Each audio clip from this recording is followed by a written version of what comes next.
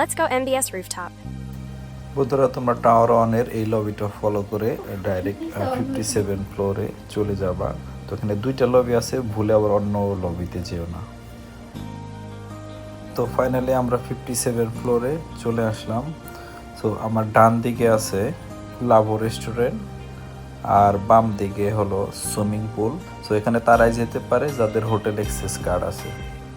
So বন্ধুরা এখানে আসলাম আর কি, আসে দেখে আমার অনেকটাই ভালো লাগতেছে। অপরূপ সৌন্দর্য সিঙ্গাপুর, আসলে না দেখলে বোঝাই যায় না সিঙ্গাপুর আসলে কতটা সুন্দর। সাদা একটা হচ্ছে ফ্লাওয়ার ডোম আর একটা হচ্ছে কোল্ড ফরেস্ট, আর ওইদিকে দেখা যাচ্ছে ইস্কোস পার্ক। ইস্কোস পার্ক যদিও এখান থেকে অনেক দূরে, তবে দেখতে অনেক সুন্দর লাগে আর কি। আর ওই ব্রিজটা হচ্ছে মেরিনা সাউথ পিয়ারের ব্রিজ।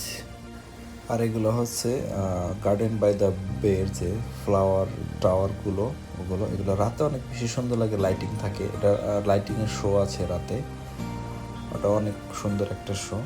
আর তোমাদের সাথে অন্য কোনো একটা ভিডিওতে ওই শোটা শেয়ার করব। আর ওই দূরে দেখা যাচ্ছে মেরিনা সাউথ পিয়ারের যে ফেরি টার্মিনাল, ওই ফেরি টার্মিনাল ওটা। তো এখন কোনো ফেরি নাই, সব চলে গেছে। আমি যদি আরেকটু ডানে ক্যামেরাটা টার্ন করি, এখানে দেখা যাচ্ছে সন্তোষার যে কন্ডোমিনিয়ামগুলো আছে, কন্ডোমিনিয়ামগুলো এখানে দেখা যায়। এই সমুদ্রে জাহাজগুলো যে নোঙর করে রয়েছে, ওগুলো দেখতে তো অসাধারণ লাগে। আমরা যে কিছু কিছু মুভিতে দেখি যে যুদ্ধের মুভি, ওই মুভিতে যে জাহাজগুলো দেখা যায়, অনেক সিরিয়াল ধরে জাহাজ আসে, ওরকম একটা অনুভূতি পাওয়া যায়। এত জাহাজ, তো দেখতে অনেক সুন্দর লাগে, তোমরা না দেখলে বুঝতে পারবে না। লিপ লবির সাইডে যদি আসো, এখানে ফ্লোট এন্ড হোটেল দেখা যাবে, তারপরে মিউজিয়াম দেখা যাবে।